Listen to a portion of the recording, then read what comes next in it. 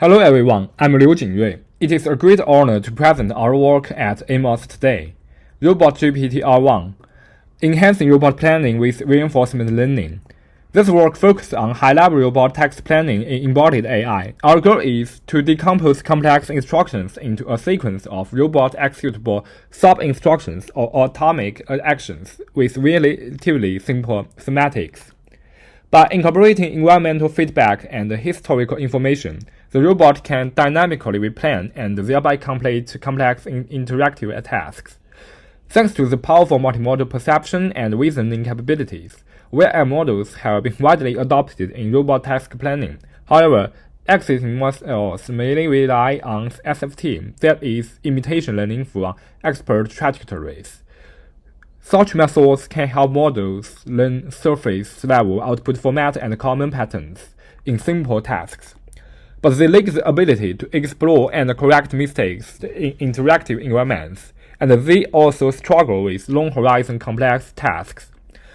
DeepSeek R1 has demonstrated the potential of reinforcement learning to improve the complex reasoning abilities of large models, achieving strong performance on tasks such as mathematics and coding. Therefore, introducing reinforcement learning into robot task planning is a very natural approach.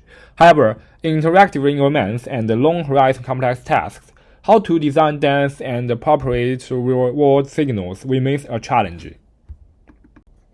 To address these challenges, we propose RoboGPT R1. We choose Screen 2.5 VL3B as the base model. In terms of training pipelines, we introduce the two-stage training paradigms of SFT plus RFT used in DeepSeek R1. Specifically, in the SFT stage, we use a base dataset that is strongly aligned with the benchmark, enabling the model to acquire basic planning capabilities first.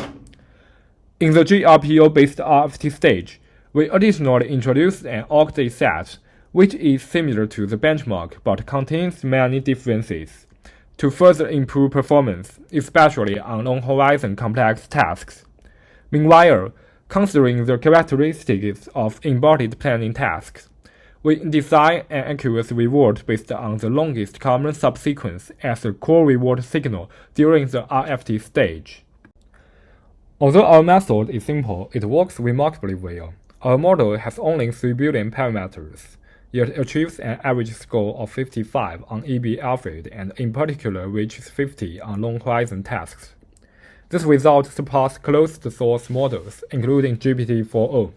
By comparison, GPT-4o achieves an average score of 51 with 48 on long tasks. At the same time, we substantially outperform REBP, which was then thought a 7 billion parameter model specialized for embodied planning. REBP achieves an average score of 35 overall, but only 6 on long tasks. To analyze the role of each training stage, we conduct an incremental ablation study over the training stages. As we can see, SFT equips the model with basic planning ability, boosting overall performance from 1.33 to 42, but performance on long-horizon tasks remains limited at only 26. With the second stage RFT, performance rises to 55.33, with gains across all subtasks. Notably, on long-horizon tasks, performance improves from 26 to 50. However, since we introduced an additional org dataset during the RFT stage, a natural question arises. Does the performance improvement stem from the RFT method itself, or is it simply due to the use of additional data? To answer this question, we first use both the base dataset and the org dataset for SFT, aiming to verify whether the performance gain is merely due to the additional org dataset. As shown in rows 2 and 3, adding the org dataset to SFT actually halts performance, dropping it from 42 to 6 compared with base only. We attribute this drop to a mismatch between the org dataset and the benchmark. Although the texts are similar, they differ in action lists, object distributions, and rendering quality.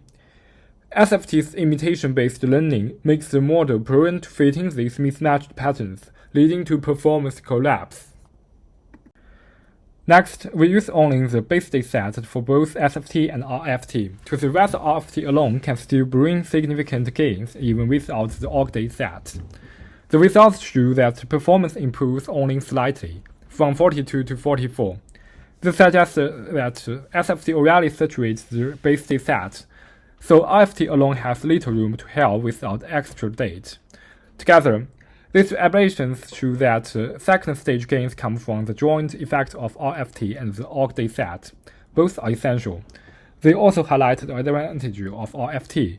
When the data is not perfectly aligned with the target domain, SFT tends to imitate rapidly and struggle to use it effectively, while RFT can leverage reward signals to extract useful knowledge from near-domain data and further improve performance. A key reason RFT works for embodied planning is our accurate reward design. We use an LC as reward, which measures how well the predicate plan matches the reference plan by computing their longest common subsequence. As shown by the reward curve, the LC's reward provides a dense and appropriate training signal, with the overall reward steadily rising from around 0.3 to over 0.8 during RFT.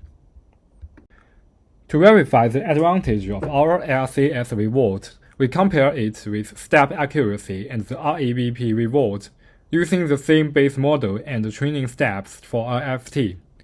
As shown in the table, our LCS reward brings the largest gains across all subtasks. Notably, on long horizon tasks, LCS brings a 24 gain, while REBP brings only 8. Overall, LCS improves the average score by 13, compared with 6 from REBP. That concludes my presentation. In summary, we proposed RoboGPT R1, which introduced reinforcement learning into robot task planning with an LCS-based dense reward. Despite having only 3 billion parameters, RoboGPT R1 outperforms larger specialized models and closed-source VRMs on ABF-RAID, with especially strong improvements on long-horizon tasks. Thank you for watching.